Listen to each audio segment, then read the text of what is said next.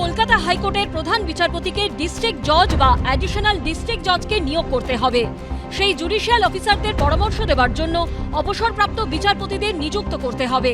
তারা logical discrepancy নিয়ে যে স্ক্রুটিনি বাকি রয়েছে সেগুলি শুনানি করে সিদ্ধান্ত নেবেন।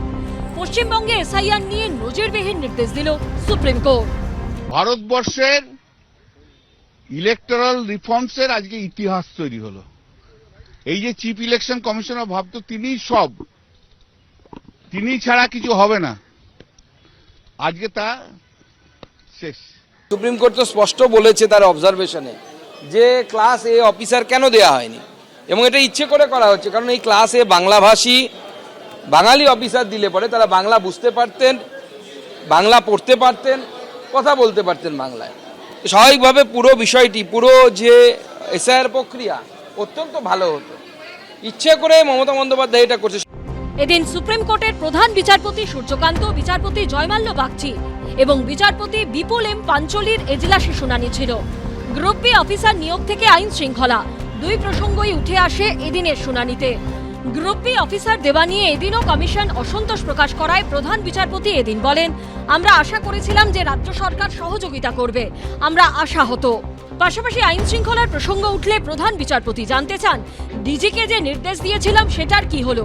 উত্তরে মমতা বন্দ্যোপাধ্যায়ের আইনজীবী কপিল সিব্বল জানান, হলফনামা দাখিল করা হয়েছে। যদিও কমিশনের তরফে অভিযোগ করা হয় প্রকাশ্যে হুমকি দেওয়া হচ্ছে, কিন্তু পুলিশ কোনো পদক্ষেপ করছে না। যার প্রেক্ষিতে প্রধান বিচারপতি বলেছেন, ডিজি যদি পদক্ষেপ না করেন তাহলে কিন্তু কড়া পদক্ষেপ করা হবে। যদিও কপিল সিব্বল দাবি করেছেন, কমিশনের প্রতিটি অভিযোগই গুরুত্ব দিয়ে দেখছেন ডিজিকে যে ল অ্যান্ড অর্ডার যা আছে সেই ল অ্যান্ড অর্ডার যাতে মেনটেন হয়, সেই ল অ্যান্ড অর্ডার দেখতে প্রতিটি এসপি কে বলেছে। এই যে এক্সারসাইজটা যখন হবে তখন এসপি তার পুলিশ ফোর্স নিয়ে যা যা হেল্প করার করতে হবে।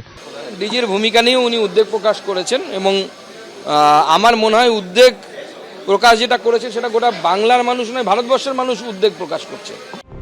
28শে ফেব্রুয়ারি যেরকম চূড়ান্ত তালিকা প্রকাশ হবার কথা সেরকমই হচ্ছে, তারিখের কোনো পরিবর্তন হচ্ছে না। এদিন সুপ্রিম কোর্টে সেই আশ্বাসও দিয়েছে নির্বাচন কমিশন। সৌভিক মজুমদার ও বিজেন্দ্র সিংহের রিপোর্ট, এবিপি আনন্দ। ফর্ম ফিল আপ তো করলামই, প্রকল্প তো অবশ্যই ভালো। বিধানসভা ভোটের আগে বেকার ভাতা প্রকল্প চালু করেছে তৃণমূল সরকার। ভোটমুখী পশ্চিমবঙ্গে এই প্রকল্পকে ঘিরে তুঙ্গে উঠেছে শাসক বিরোধী তরজা। এই আবহেই বৃহস্পতিবার হুগলির গোঘাট 2 নম্বর ব্লক অফিসে বেকার ভাতার ফর্ম পূরণ করতে দেখা গেল বিজেপির আরামবাগ টাউন মহিলা মোর্চার আহ্বায়ক সুদেশনা অধিকারী মহান্তকে। যদিও লক্ষ্মী ভান্ডার ছিল, যেগুলো আমি কোনোটাই করিনি, কিন্তু এটা করলাম। আমার টাকাটা কি টিএমসি দিচ্ছে নাকি? বলে দিক টিএমসি, বেরিয়ে চলে যাবো। বেকার ভাতার ওই 1,500 টাকা করে দিচ্ছে, তো ছেলের তার ফর্ম ফিল আপের জন্য আসা আর কি। সাধারণ মানুষ কিছু বেকার, তাদের ধরুন চাকরি বাকরির ফর্ম ফিল আপ করতে গেলেও একটা টাকা লাগে, তো সেটার জন্য অবশ্যই সাধুবাদ জানাই আমাদের মুখ্যমন্ত্রীকে। বিজেপি নেত্রীর দাবি, ছেলের জন্য বেকার ভাতার লাইনে দাঁড়িয়েছেন। যদিও সেই দাবি নস্যাৎ করে তৃণমূলের দাবি, নিজের জন্যই আবেদন করেছেন বিজেপি নেত্রী। তিনি নিজে করে যে তার নামে, ছেলে কোথায়? তিনি নিজে ফর্ম তুললেন, সংগ্রহ করলেন, সংগ্রহ করে ফর্ম ফিল আপ করে নিজে জমা করলেন। আজকে এই ইস্যুতে তুঙ্গে উঠেছে শাসক বিরোধী তরজা।